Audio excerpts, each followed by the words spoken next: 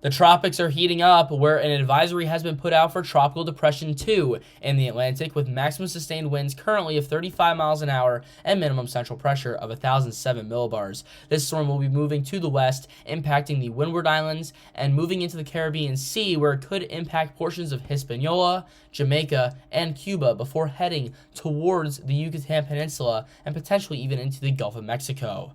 Currently, our cone is showing a tropical storm being named. This will be Tropical Storm Beryl if that does happen in the next 6 hours or so, before slowly gaining strength as it moves through the western Atlantic and towards the Windward Islands, where either late Sunday or early Monday we are expecting this storm to become a hurricane, our first hurricane of the year if that does happen.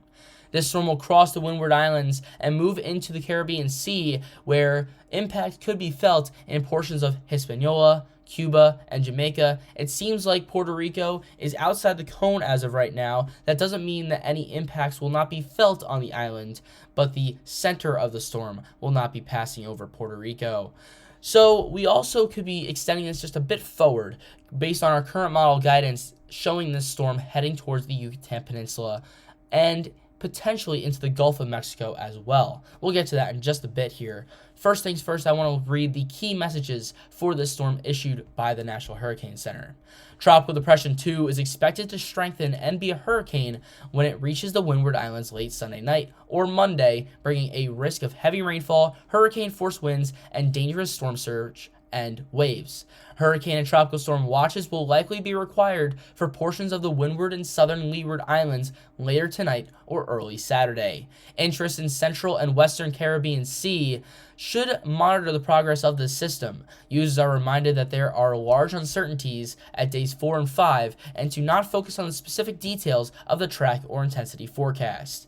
Well, we'll see that variability in days 4 and 5 here. This is an ensemble spaghetti plot showing the potential tracks of the storm by different models. And you can see most models do have this storm moving through the Windward Islands and into the Caribbean Sea, impacting areas such as Jamaica, Cuba, and Hispaniola. Although some tracks do take this storm further south, heading towards Honduras and Nicaragua. So something to look out for there, especially on days 4 and 5. So here's our intensity guidance, showing that this storm has plenty of energy to work with and could gain hurricane, maybe even Category 2 hurricane status before entering the Caribbean Sea. And we do have some models here, some spaghetti strands as I like to call them, showing a major hurricane coming out of this storm. So really showing how much energy is in the Atlantic. Sea surface temperatures are abnormally warm for this time of year, something to note with this system. Here's the European model, and we're going to back things up here and take a look at right here. This is our disturbance, and as this storm moves westward, you can see two things. One, we have a lot of rain with this storm, although the heaviest rain will be isolated to the very center of the storm, and a very small storm at that. So concentrating that major threat to the areas right around the center of low pressure, although we could see some impacts outside of that main area with that rain in particular, not as much with the wind speeds. The other thing that we can notice here is that this storm is moving very quickly and gaining strength pretty quickly as well as it moves through the Windward Islands. The European model showing this around 2 p.m. Eastern time on Monday, before moving into the Caribbean Sea, regaining some strength and just moving past the southern end of Jamaica before heading towards the Yucatan Peninsula.